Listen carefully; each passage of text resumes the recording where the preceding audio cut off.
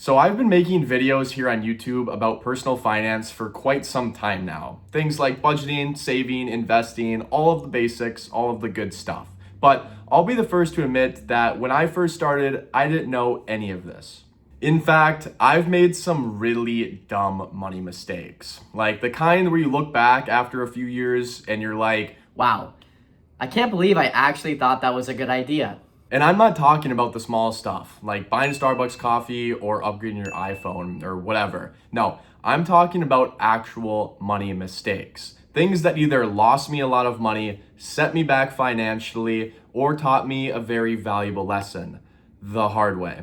So in this video, I want to walk through the 3 biggest money mistakes I made in my early 20s. What I did, how I fixed it, and hopefully this will help you guys avoid the same dumb stuff that I did when I was younger. So let's get on into it. I think we should start with this one because it's probably the most humbling. When I first started investing, I feel like I was doing the right things. I had read the books, I'd watched the videos, and everybody basically said the same things. Just invest in index funds. Don't try to beat the market. Instead, you want to be the market. And time in the market beats timing the market. Things you all have probably heard of before. Well, I believed in that too for about 3 weeks. Then I started to get into a different side of YouTube, the stock picking videos. And you know the ones, it's the guy, he sits in front of his fancy charts, he goes, look at this little stock graph right here, it's gonna go 10x tomorrow, you can't miss out. And well, I didn't wanna miss out. So I started investing in individual stocks. And for a while, it actually worked. It's like that old saying in Vegas, everybody wins their first hand. That's how they get you. And it's not like I was actually doing anything special. This was all happening during that wonderful era in 2021 when stocks just seemed to be going straight up. It didn't matter what stock you were buying, it was always in the green. So I made a handful of lucky investments, saw some solid returns, and immediately I thought, oh, this is easy. I must be really good at this. I was convinced that I could predict where the market was heading. Then 2022 came, and along with it, the Fed rate hikes. We went through a period where the Federal Reserve was raising interest rates faster than they had ever done before. Stocks were down horrendously, people were in panic, and I thought to myself, oh, I know what to do. I'll short the market. Genius move, right? So I shorted the market. I bought a triple leveraged inverse of the NASDAQ, thinking I'd make money on the way down, sell, buy long, and then make money on the way back up again.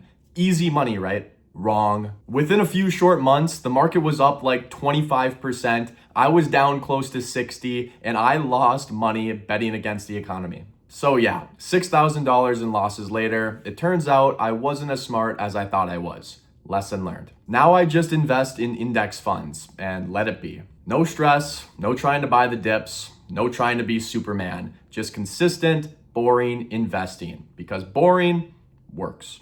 I learned that if you want excitement, go to Vegas. If you want to build wealth, invest in index funds and go do something else. Okay, the next mistake revolves around a little investment account known as the Roth IRA. Let me take you back to when I was 18 years old. Now, at the time, I knew what a Roth IRA was, or at least I knew the main premise of it. I knew that it was some type of retirement account and that you couldn't touch the money within it until you were way older. And that was all I really needed to hear. So I was like, yep, no thanks. So instead, I opened up a regular brokerage account. I figured if I was going to start investing, I would want to have access to my money whenever I needed it. If I wanted to buy a house or buy a car or something along those lines. I didn't want my money to be locked away for 40 years. Which is fine logic, I guess, but what I didn't realize is that with the Roth IRA, you can withdraw your contributions at any point in time without any penalties or taxes or anything like that. So basically, it's flexible enough for whatever you're gonna need to use that money for. Not like I would recommend taking money out of your Roth IRA, but it's an option there if you need it. And at the same time, you're taking advantage of basically the best investment account on the planet. But the reason that this was such a big mistake is that if you miss a year of contributions into a Roth IRA, there really is no makeup feature for that.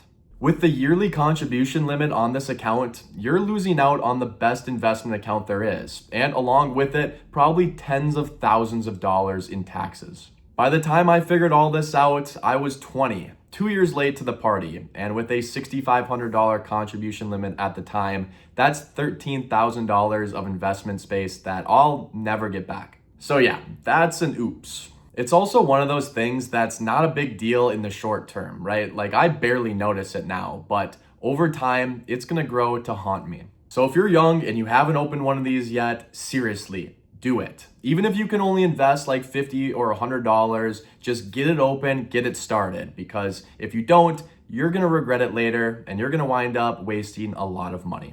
All right, and the last mistake in this video is probably the most embarrassing one for me. If you guys have watched any of my net worth videos, you've probably heard me talk about this before, but in one of my investment accounts, I hold this little stock called NIO. For context, NIO is a Chinese electric vehicle company, and I first heard about this stock from this one YouTuber guy. And this guy was super convincing. He was always saying stuff in his videos like, this stock's going to $100 per share, it's gonna be the next Tesla, it's a major buying opportunity, all the things like this. And at the time, the stock was trading around $40 a share. So in my mind, I was only thinking like, wow, it's going to $100, easy, double my money. What could possibly go wrong? I didn't do my own research, didn't check into the financials. I just trusted this one guy's enthusiasm and threw all of the money I had within this account, about $2,000, into NIO. YOLO, right? But do you know where NIO trades today? Yeah, about $7 a share.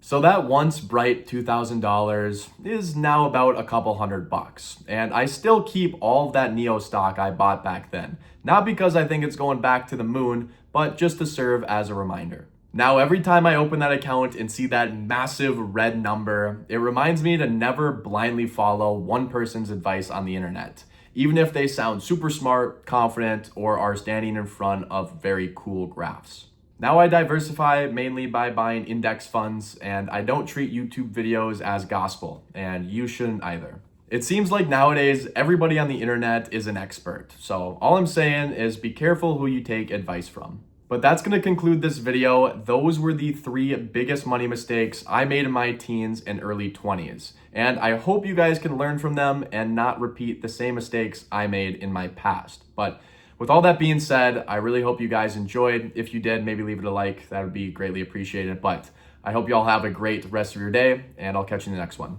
Peace out.